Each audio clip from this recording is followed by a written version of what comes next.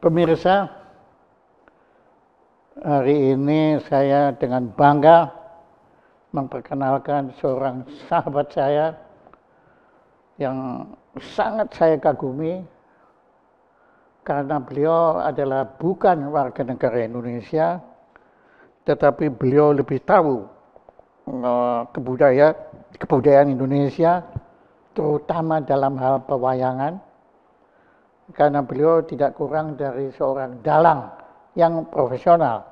Ya, bukannya dalang politik, tapi dalang betul-betul dalang wayang yang sangat menakjubkan, dan beliau telah banyak sekali berjasa membantu bangsa Indonesia ini untuk mengajukan warisan kebudayaan Indonesia atau Nusantara, terserah kita sebutnya, kepada UNESCO, dan sudah banyak sekali berhasil.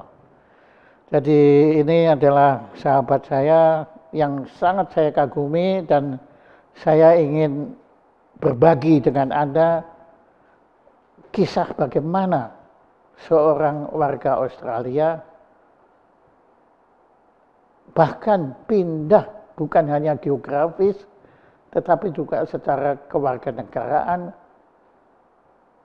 yang kemudian menyandang nama yang dahsyat sekali, yaitu Gaora. Nah, kelanjutannya itu lidah saya kalau mau menyebut kelu karena selalu keliru-keliru, nanti kita dengarkan dari beliau ya, yang lebih Indonesia daripada Indonesia.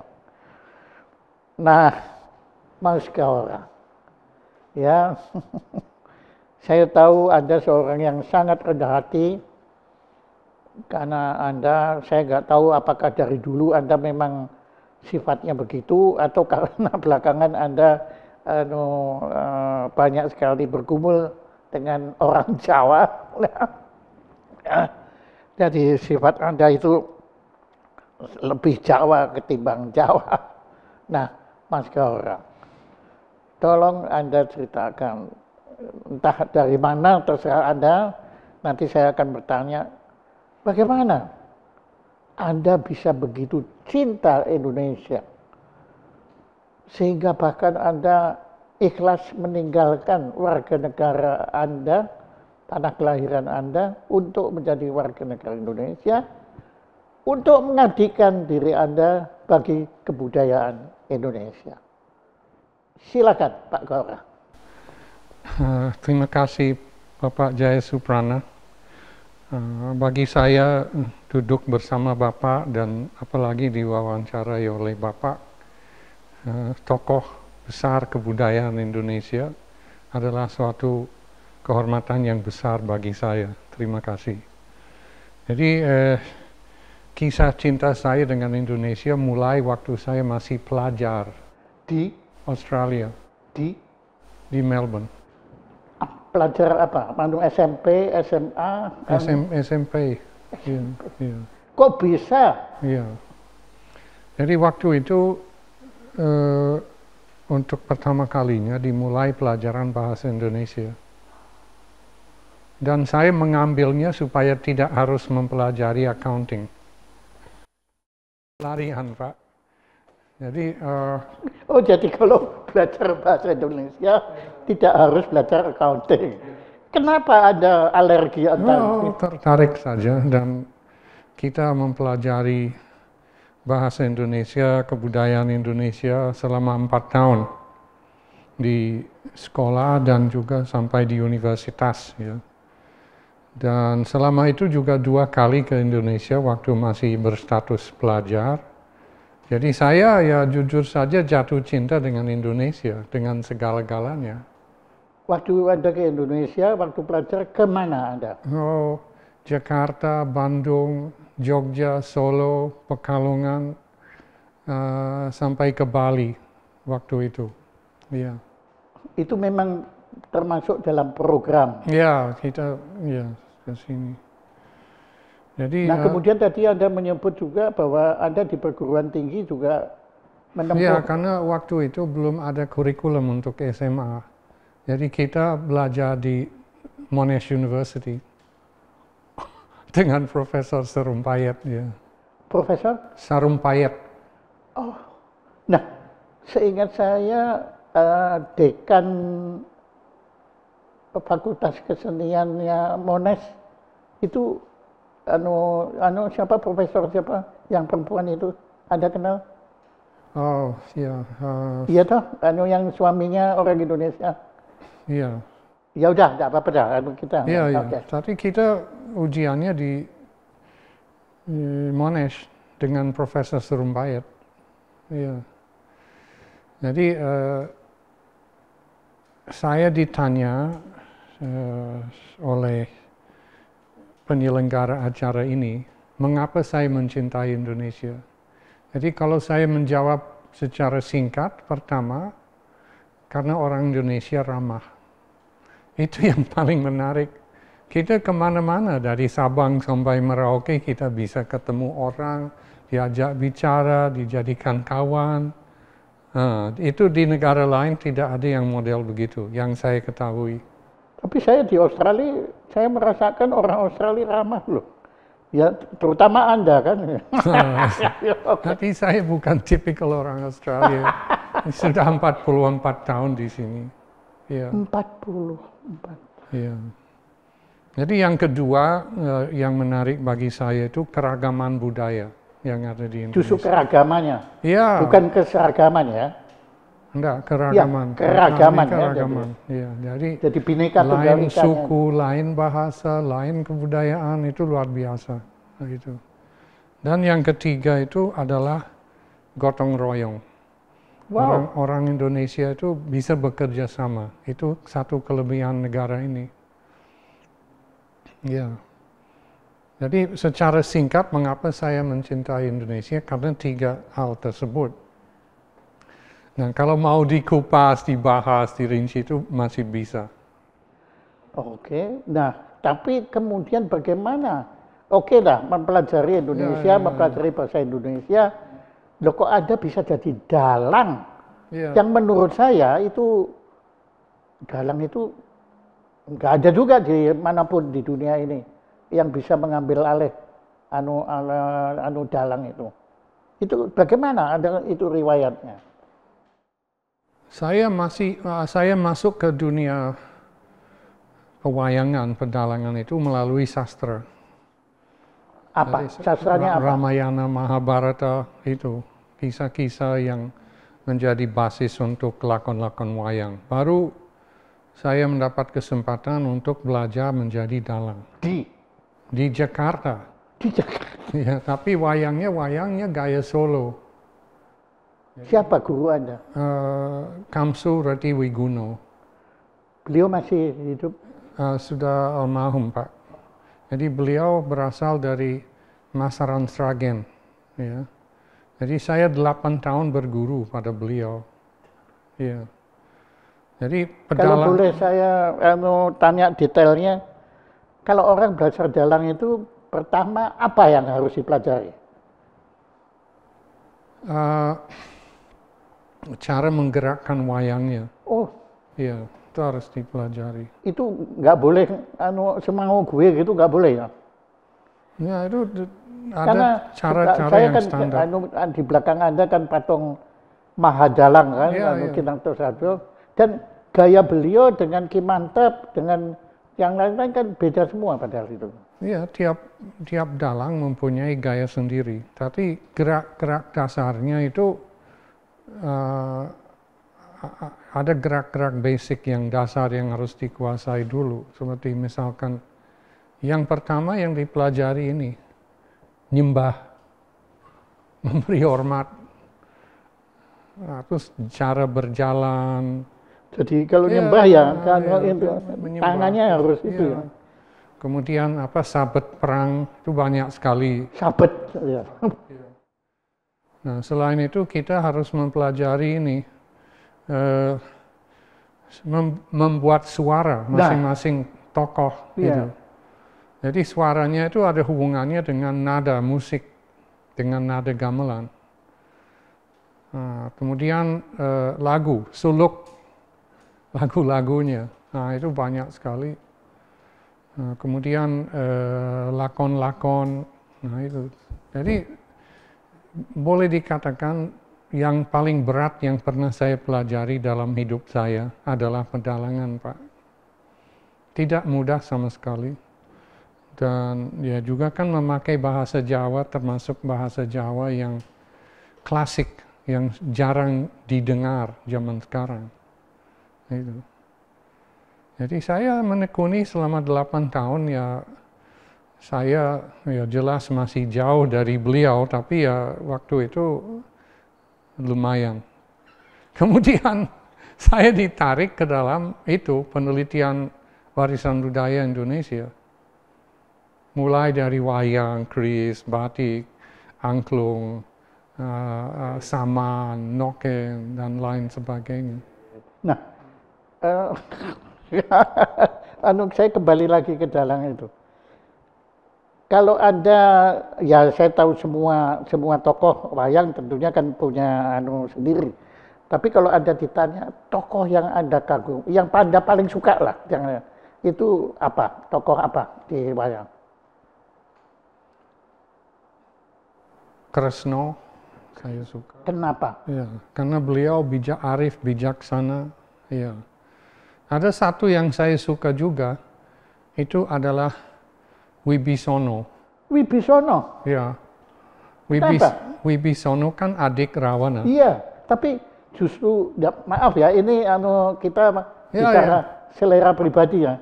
Saya itu tidak pernah suka Wibisono, karena menurut saya, ya beliau kan mengkhianati negaranya.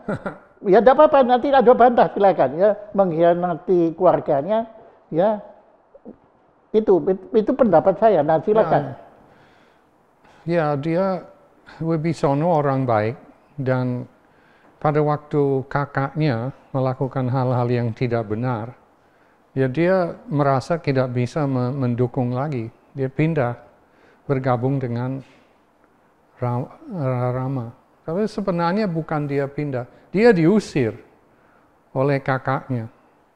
Jadi dia bilang sama kakaknya, kamu nggak benar, kamu ngambil istri orang. Akhirnya Rawana marah dan dia diusir. Ya. Kalau menurut Anda, tokoh Wibisono dibanding dengan Kumbakarna? Iya. Ya, Kumbakarna itu dia mengambil sikap ya benar atau salah itu negara saya harus membela. Itu. Jadi dia mengambil. Jadi mana di antara mereka yang benar? Ya mungkin kedua-duanya benar dari sudut pandangnya masing-masing. Dan itu memang melukiskan kehidupan yang sebenarnya kan. Dimaksudkan kan memang kita nggak bisa bilang ini benar itu salah. Seperti hitam putih gitu kan, selalu ada yang benar tapi ada salahnya, yang salah ada benernya. Gitu. Nah, oke, kalau Wibisono oke. Nah, kan balik ke Kresna. Ya, memang Kresna bijaknya, tapi kan Kresna ya ini kita berdebat ya Kresna kan pada waktu beliau berusaha mendamaikan Kurawa dengan Pandawa kan pernah juga nggak bisa menahan angkara murka kemarahannya sampai beliau triwikrama yang mau menghabisi seluruh Kurawa dan hanya dihentikan karena Batara Guru datang mengatakan jangan. Nah itu menurut Anda artinya si Kresna ini juga manusia biasa. Ya, tapi manusia biasa jelaslah tidak bisa bertriwikrama. Ya. Dan itu pelajaran buat Duryodhana. Jadi kamu pikir kamu bisa mengalahkan saya. Waktu itu Prabu Kresna mau ditangkap oleh Duryodhana. Akhirnya begitu, ya. Kamu pikir kamu bisa menangkap saya. Pikir lagi. Akhirnya perang itu berjalan dan dalam perang itu Kresna sendiri tidak mengambil peran, dia hanya jadi kusir. Tapi ya menasihati kan? Ya jadi penasihat saja. Jadi yang mengambil peran aktif kan Pandawa dan Kaurawa. Nah, kalau menurut Anda, perang Bharatayuddha itu apakah tidak bisa dihindari? Itu memang harus terjadi. Karena kalau Ya, kita ingat waktu Bhagavad Gita, ya, jadi waktu Arjuna kan saya setuju. Dia ya, kan nggak mau membunuh keluarganya betul. Ya, sendiri dan lain-lainnya. Tapi oleh Krishna dinyatakan nggak bisa. Kamu harus melakukan itu. Nah, menurut Anda bagaimana itu? ya. Jadi sebenarnya semua upaya sudah ditempuh untuk mencegah perang itu lewat diplomasi. Bahkan Pandawa bilang, oke, kami nggak usah jadi raja, kami jadi lurah saja, kasih 5 desa. Duryodhana bilang, jangankan jadi lurah, tanah sekecil apapun tidak saya kasih. Sampai Kresna menjadi duta, sampai adegan yang Bapak sebutkan tadi. Semua upaya sudah diusahakan, tapi Kaurawa keras kepala, tidak mau. Akhirnya ya terpaksa last opsi yang terakhir ya adalah perang yang waktu itu menghabiskan banyak sekali menghabiskan. Ya habis, Kurawa habis kan. Kurawa habis dengan ya, Pandawa mungkin, juga habis, tinggal ya berlima sama Drupadi kan, dan Kresna. Ya, Kresnanya juga tinggal beberapa yang masih hidup. Tapi yang mati itu hanya tentara, tidak masyarakat umum kan tidak ada yang jadi korban. Jadi perang itu di satu tempat. Jadi lebih fair ketimbang Ukraina sama Rusia. Oh iya. Kalau sekarang kan kalau perang kan iya, orang pimpinnya selamat semua. Yang celaka yang mereka di dalam bunker yang di tempat yang jauh. Kalau sana pakai drone semua. Aduh, ya oke. Nah, kalau pendapat Anda tentang Sengkuni, oh iya. bagaimana? Menurut Anda Sengkuni itu apa memang jahat atau karena dia menunaikan tugasnya? Sebagai penasihat Kurawa. Sengkuni, kalau kita lihat di permukaan, itu tokoh yang licik dan jahat. Dia selalu manas-manaskan, terus provokator, gesek begitu untuk membuat. Ya, tapi sebenarnya ada cerita di balik itu yang tidak diketahui banyak orang. Jadi keluarga dia itu pernah dibunuh oleh Kaurawa. Gandhara kan? Ya, jadi dia. Gandhara itu Afghanistan. Jadi dia sebenarnya sudah ingin menghancurkan Kaurawa. Jadi dengan cara diberikan nasihat yang mencelakakan mereka sebenarnya. Wow. Iya. Ini baru saya tahu. Tapi Sengkuni itu kalau di permukaan itu memang tokoh yang licik, yang jahat, yang selalu nggak benar sampai akhirnya ya dihabisi oleh Pandawa. Mulutnya dirobek kan? Iya, badannya dirobek. Kalau di dalam lakon wayang gugurnya Sengkuni itu dipakai wayang yang dibuat dari kardus. Kemudian itu disobek-sobek. Karena itu jahat luar biasa apa yang dia lakukan itu. Sangat-sangat. Jadi ini wayang ini sebenarnya pembangunan karakter. Jadi ada contoh karakter yang baik, ada contoh karakter yang jahat. Jadi harapan kita supaya kita mengikuti contoh yang baik. Jadilah misalnya seperti Pandawa, jangan seperti Kaurawa.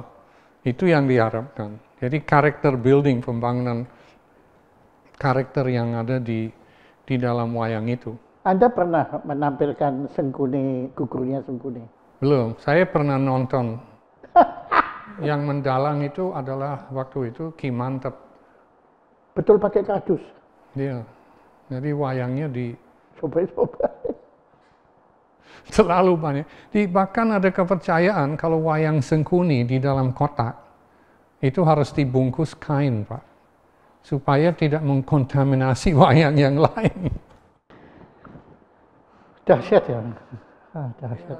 Makanya ya terima kasih sekali bahwa Anda ikut berjuang sehingga akhirnya wayang diakui sebagai World Heritage. Ya, warisan. Itu memang saya kira nggak ada duanya kan.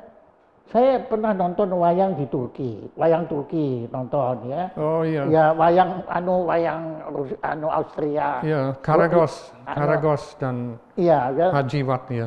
Ya kemudian wayang India, ya toh. Ya. Saya juga saksikan juga Thailand. Tapi menurut saya tetap aja wayang ya entah itu egosentrik saya anggap ini bangsa saya, tapi menurut saya desain wayang kulit saja. Saya nggak ngomong baru desainnya aja. Itu kan desainnya kan sebetulnya bukan tidak mirip manusia kan, tapi dia bisa menciptakan entitas yang demikian indahnya. Iya. Nah itu sebetulnya riwayatnya bagaimana, Pak Pak Boran? Kok bisa sampai bangsa saya menemukan desain wayang kulit itu? Ya, jadi kalau wayang dulu lebih realis. Misalkan kita bisa lihat wayang Bali. Jadi rupa-rupa wayangnya itu lebih mirip manusia benaran. Tapi sesudah itu setelah Islam masuk, kan ada pandangan bahwa tidak boleh membuat itu. Ya. Akhirnya distilisir, dibuat seperti itu. Jadi ya masih tetap karakter, masih tetap figur, tapi tidak bukan seperti manusia benaran itu Pak.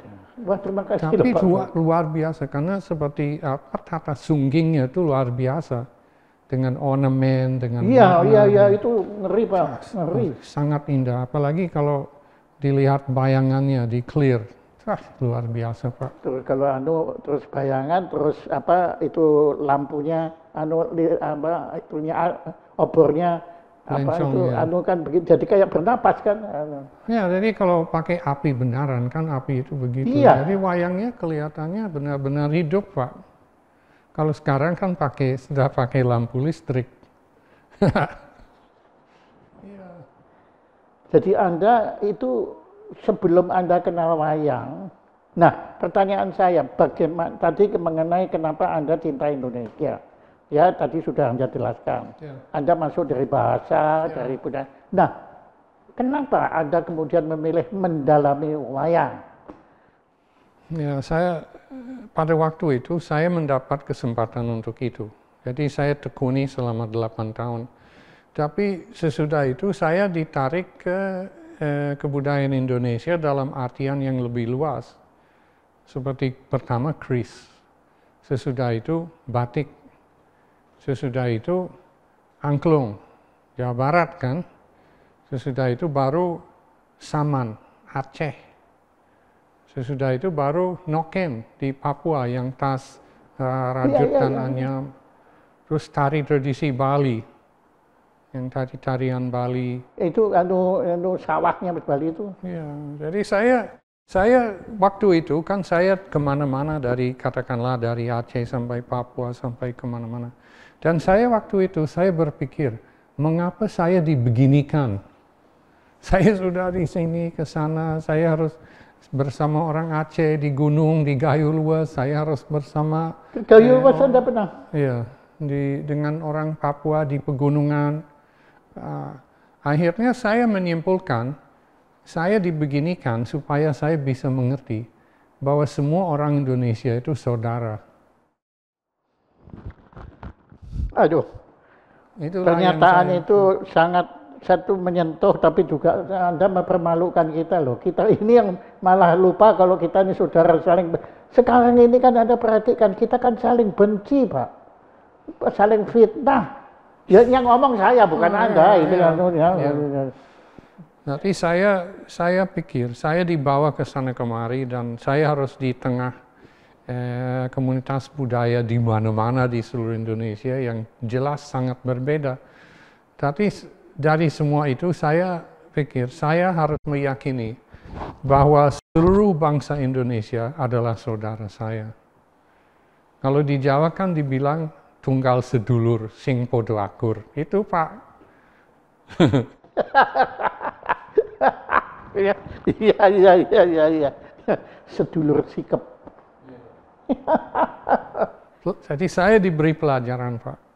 Seperti Ya, Anda memberi pelajaran kita. Hah? Anda memberi keteladanan kita semua. Aduh, ya itu dah.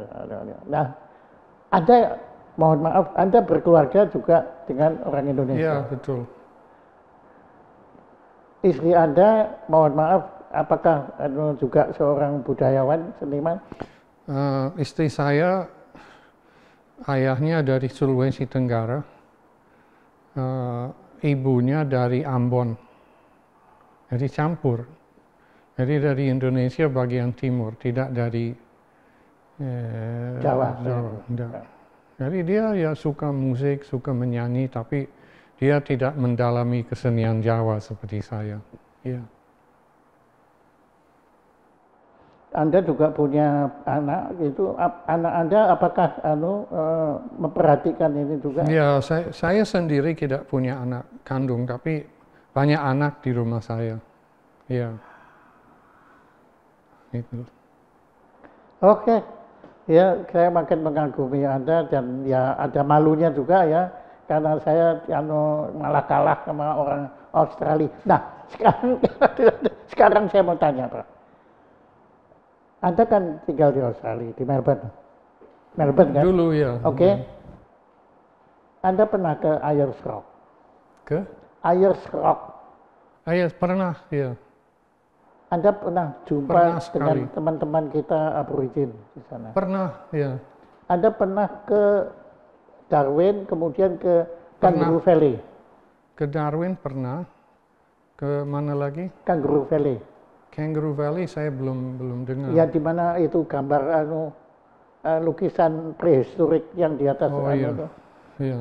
Nah, begini, saya sebagai orang Indonesia, saya sangat mengagumi peradaban aborigin. Ya. Menurut pendapat Anda? Ya, itu kebudayaan aborigin itu luar biasa, Pak. Saya juga kagumi. Jadi dari seperti seni rupanya, lukisannya, legendanya, demikian pula musiknya. Iya, iya. Yang alat musik yang panjang itu, yang didgeridoo itu. Nah, itu mereka itu bisa cyclical breathing. Jadi meniup dan menghirup nafas pada waktu yang sama. Itu luar biasa. Saya suka. Jadi sayang sekali setelah orang kulit putih masuk ke Australia, itu hak asasi manusia kaum aborigin banyak yang diinjak-injak. Ya, sayang sekali, Pak. Di mana-mana, Pak, di Amerika, Indian itu, ya, kemudian di Meksiko, Brasilia semua, kan memang masyarakat pribumi kan memang dihabisin oleh kolonial kan. Ya. Gitu. Makanya Anda sendiri keturunan mana?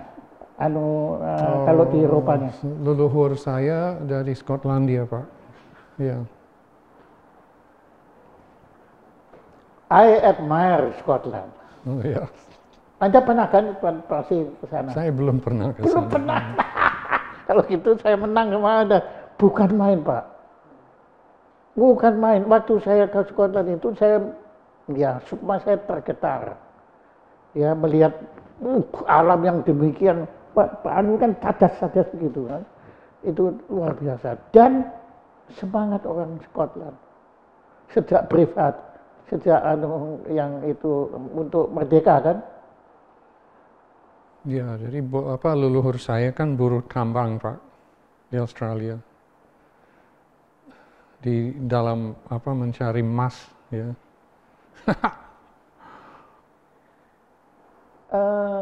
Generasi keberapa yang waktu? Sudah generasi keempat, ya. Anda masih kenal dengan itu nenek moyang Anda? Ada silsilahnya, tapi saya belum pernah ketemu. Ya. Kalau dari Scotland, kota apa yang Glasgow, Pak. Glasgow. Ya. Bukan Edinburgh ya? Enggak. Tapi memang Glasgow lebih Scotland dari Edinburgh.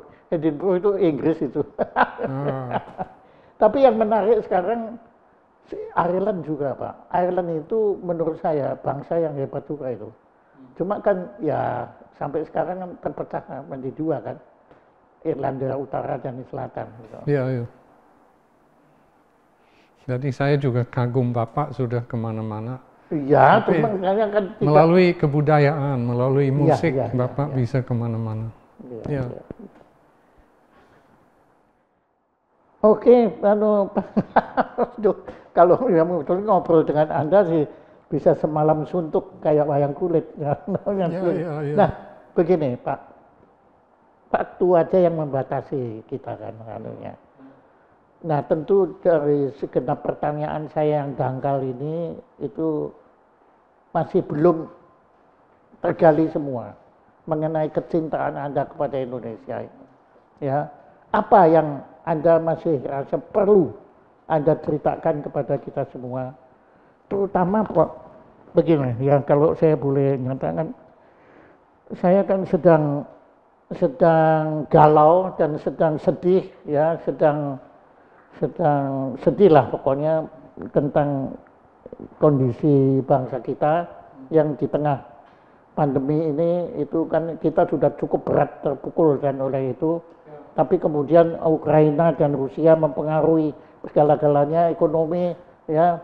Ini Ibu Ella sedang di Sydney, dia laporan harga apapun di Australia naik semua anunya ya. Nah, menurut Anda pesan apa yang bisa Anda sampaikan kepada bangsa ini ya, agar kita bisa melewati masa kemelut deru campur debu, berpercik keringat air mata dan darah ini? Apa yang bisa Anda sampaikan? Karena saya berkeyakinan justru teman-teman yang dari luar itu bisa memandang kita lebih objektif ketimbang saya yang sudah berada di dalam. Atau di situ. Itu seperti kodok itu kalau di dalam air itu kan, kalau airnya dipanaskan dia nggak tahu Pak. Ya tahu-tahu dia mati terebus. Tapi kalau Anda kan di luar, Anda masih bisa melihat itu. Nah, apa pesan Anda, nasihat Anda, wejangan Anda, kocap kacarito Anda? Ya, pesan saya sebaiknya kita bangsa Indonesia berupaya untuk mengembangkan persaudaraan dan gotong royong bersama sesama bangsa kita. Karena itulah kehebatan negara kita ini, Pak. Jadi kalau saya dikatakan melihat di luar, sebenarnya tidak sepenuhnya benar. Karena saya sudah 44 tahun di sini. Saya sudah, katakanlah sudah dicuci otakkan saya. Itu. Jadi saya mengharapkan demikian, dan saya mengharapkan supaya ini pernah saya sampaikan kepada Menteri Pendidikan dan Kebudayaan waktu itu, waktu itu Pak Anies Baswedan. Di acara di sini, di tempat ini, setelah beliau dilantik jadi menteri. Jadi waktu itu saya baru kembali dari Cina. Dan saya dengar dari pimpinan pemerintahan di sana bahwa mereka sedang berupaya supaya orang Cina berkiblat kepada kebudayaan Cina itu sendiri. Jadi saya bertanya kepada Pak Anies Baswedan pada waktu itu, kapan bangsa Indonesia akan kembali berkiblat kepada kebudayaan bangsa Indonesia sendiri? Dan beliau tidak bisa menjawab. Jadi Bapak hadir waktu itu, Bapak menjadi memimpin acara. Acaranya di sini, di auditorium di. Oh ya? Iya, saya masih ingat. Iya. Jadi saya mengharapkan bangsa Indonesia jangan berkiblat ke Korea, ke mana begitu, apa K-pop, apa opera sabun ini. Lebih baik kembali ke kebudayaan Indonesia sendiri, Pak. Karena itu begitu kaya dengan segala macam kenikmatan, demikian pula bimbingan moral. Itu kita kaya sekali, tapi justru malah dilupakan belakangan ini, Pak. Iya. Demikian pula para elit politik. Saya ingat waktu saya sedang mengajukan warga negara Indonesia, ini cerita yang menarik, saya banyak pengalaman. Saya harus waktu itu menghadap wali kota Jakarta Timur. Setelah saya menyelesaikan ujian 10 halaman soal-soal, harus ada wawancara dengan wali kota dan dia harus tanda tangan. Kalau tidak, saya tidak boleh jadi warga negara. Nah, terus dia bertanya kepada saya, Mister, ya, misalkan engkau adalah, ini 2004 ini, engkau sudah warga negara Indonesia pada hari ini, dan kau harus ikuti pemilihan umum. Kau akan pilih siapa? Wah, ini kan pertanyaan yang sulit. Saya tidak tahu beliau dari partai yang mana. Ya, kalau salah jawab saya celaka. Akhirnya saya bilang begini, Pak Wali Kota, bagi saya siapa yang menjadi presiden negara ini tidak menjadi soal. Bagi saya yang penting hanyalah bahwa beliau bisa menempatkan kepentingan rakyat Indonesia di atas kepentingan pribadi. Jadi Pak Wali Kota langsung tanda tangan dan memberikan cap di atas dokumen saya lulus, Pak. Ya, jadi harus bisa memikirkan kepentingan orang banyak di atas kepentingan pribadi, Pak. Itu saja, menurut saya kualifikasi yang paling penting. Iya. Ya sekali lagi Anda lebih Indonesia dari orang Indonesia. Saya sudah capek Pak untuk ngomong begitu tuh capek Pak. Karena ya paling-paling kalau saya ngomong gitu ya tapi nggak digubris. Ya, pada kenyataannya tetap aja Pak. Orientasi kita ke Seoul, orientasi kita ke Beijing, orientasi kita ke New York, ya, ke London, Moskow, ya. Tapi Jakarta nggak diurusin anunya, karena ya nggak tahu ya kok kita ini kok sangat cinta asing dan sangat merendahkan, kita nggak punya kebanggaan nasional. Itu Pak, makanya saya kan mendirikan MURI kan untuk itu, dengan harapan saya buktikan we are great nation. Coba Bapak lihat. Ya. Mana ada itu tari tari saman dengan berapa ribu gitu, berapa puluh ribu orang. Nggak ada Pak. 12.000. Ya, saya hadir waktu itu. Jadi saya hadir dan saya dikasih duduk di depan dengan gubernur, bupati. Malam hari saya sudah tidur Pak, ketok pintu, tek. Bapak dipanggil gubernur dan bupati.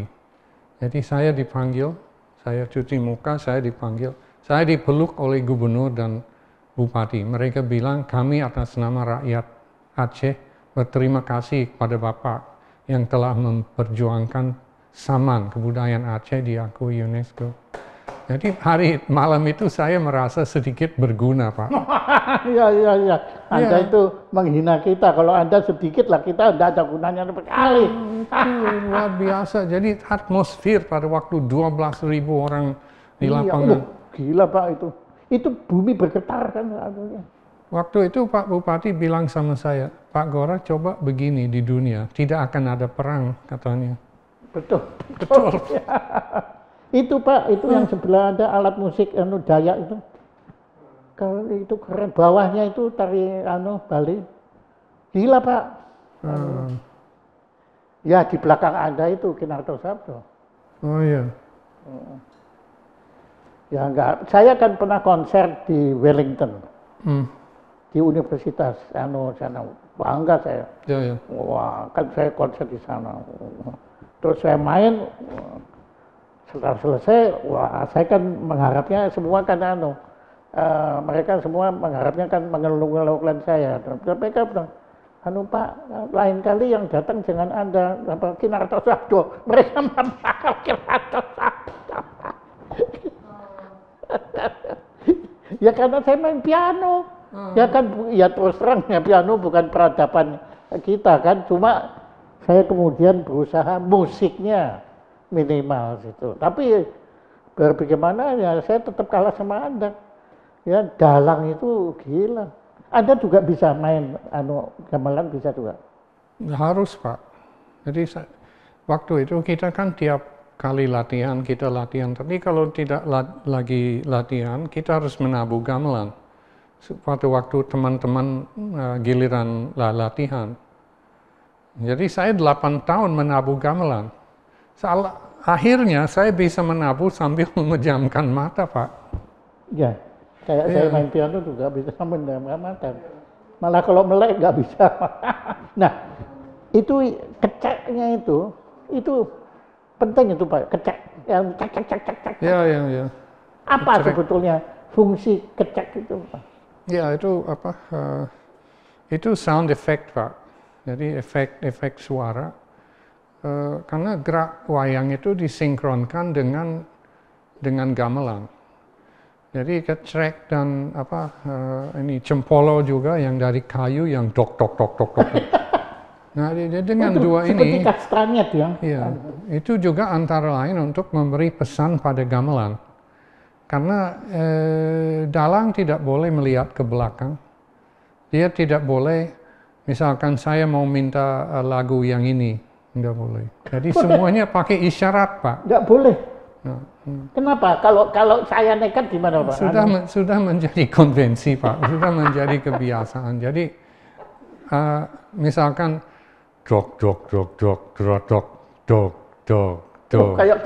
Itu artinya ada musik tertentu yang harus Jadi kayak kode Morse. Iya. Jadi ganti volume, ganti kecepatan, itu semua ada tanda, ada isyarat.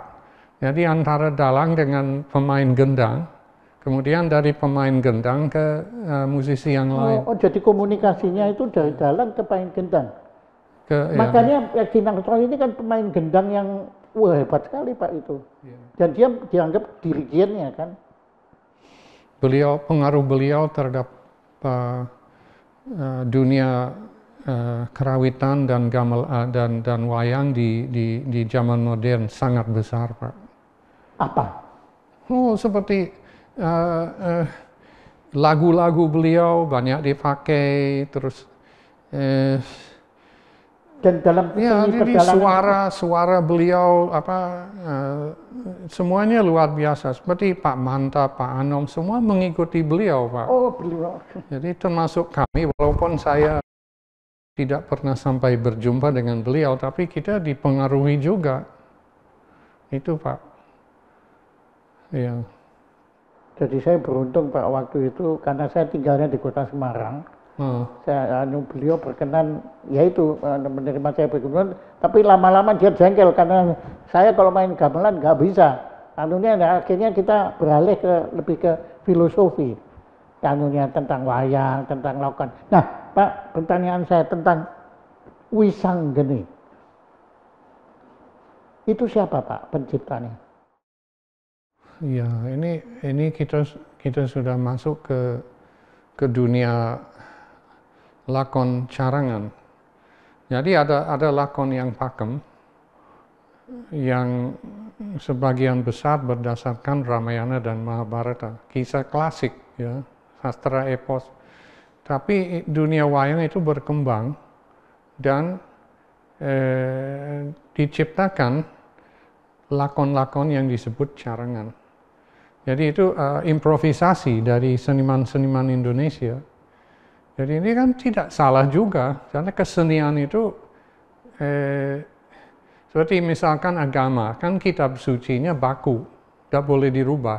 Tapi kalau seni budaya, jadi justru itu akan berkembang terus, akan berkembang menurut kreativitas. Jadi tokoh seperti Wisanggeni seperti itu,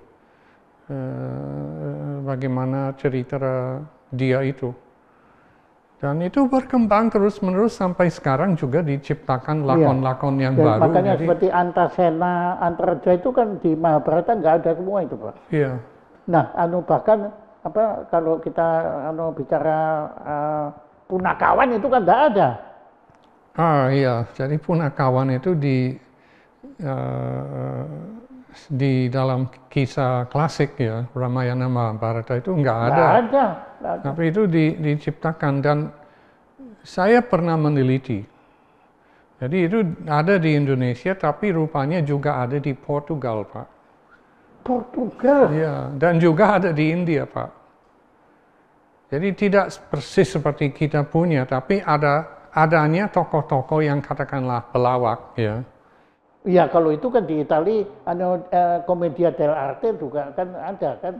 Cuma kalau Portugal kan ya, pernah ada peneliti yang datang ke sini untuk meneliti tentang Punakawan, karena di negara dia ada. Nah, adanya itu di mana? Mereka apakah punya wayang kulit atau mereka teater?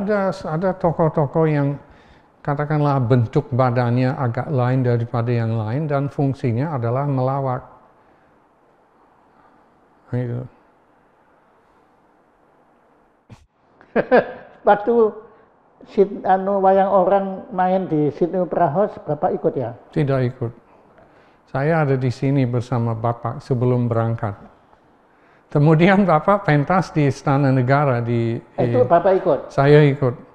Jadi saya di dalam box, saya harus menerjemahkan dari bahasa Jawa ke bahasa Inggris karena banyak diplomat yang hadir. Ya, saya di dalam box dan saya dengar bahasa Jawa, saya keluarkan bahasa Inggris. Setelah selesai,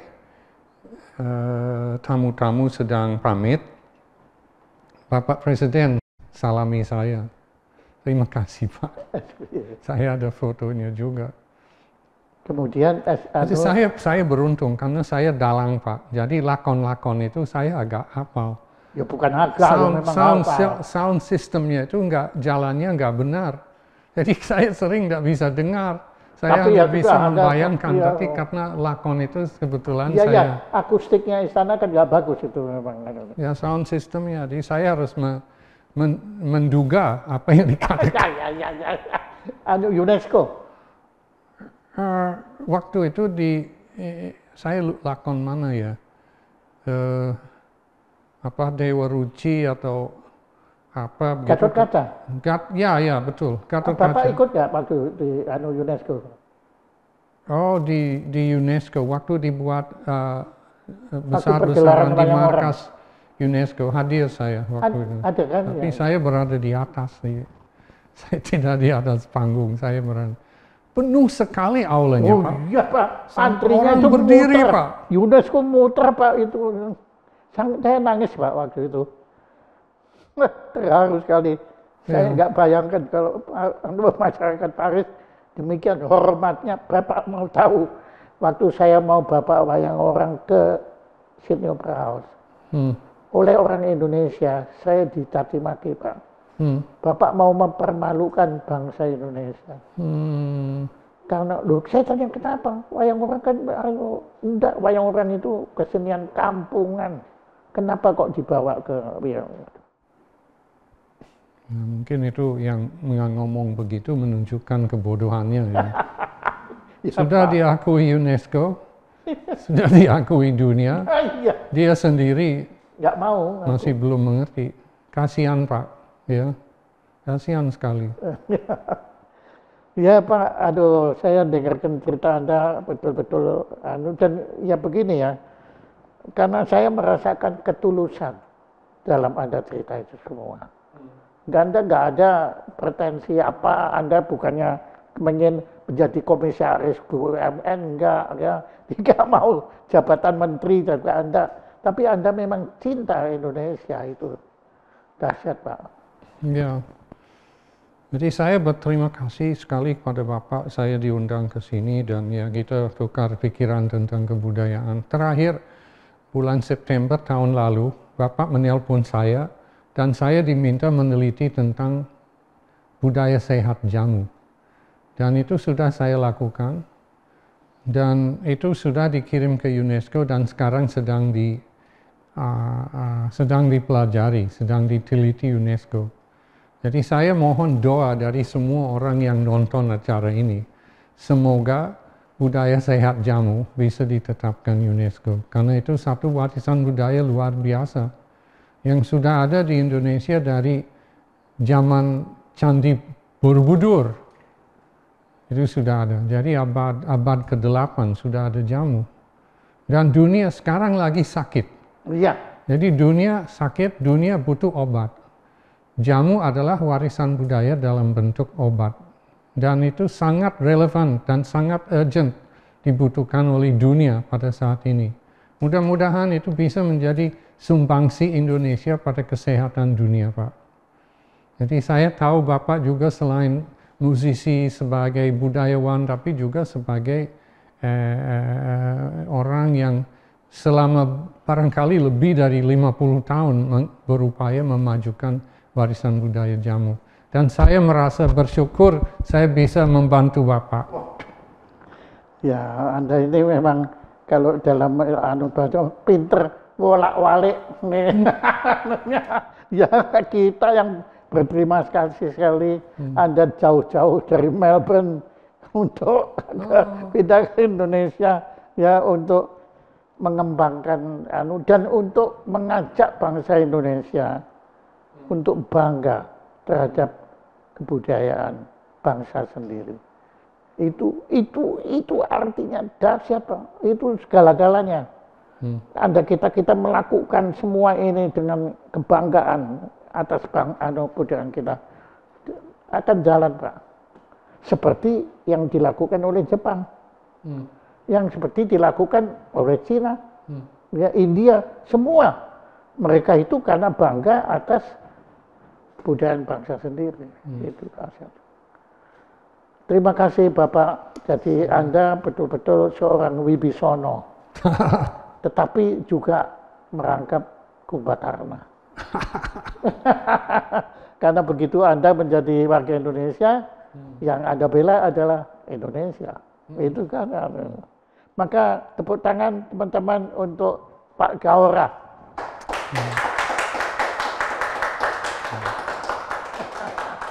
Itu tepuk tangan dari bangsa Indonesia. Oke, pertanyaan terakhir. Nama Anda panjang sekali. Tolong, saya nggak pernah hafal. Iya, nama saya terima dari Surgi PB12, ya. Itu Gaora Manca Carita Dipura. Jadi manca itu artinya dari luar negeri, carita itu adalah lakon wayang, dipura di keraton. Jadi saya mendapat nama itu setelah saya mendalang di keraton Solo untuk beliau. Waktu itu lakonnya apa, Bapak? Fragmen dari, kalau saya tidak salah ingat, dari Romo Tambak. Romo Tambak, oh. Romo Tambak Wibisono kan? Iya. Aduh, dan itu si Sultan sendiri nonton itu Pak Kubuwono. Iya. Kemudian mereka beliau menganugerahkan nama itu. Dijadikan abdi dalam, diberi titel dan nama, Pak. Titelnya apa kalau belum tahu? Kanjeng Raden Tumenggung, ya, KRT. Terima kasih. Baik. Pak Gaora Manca Carita Dipura. Iya. Terima kasih Bapak Jaya Suprana.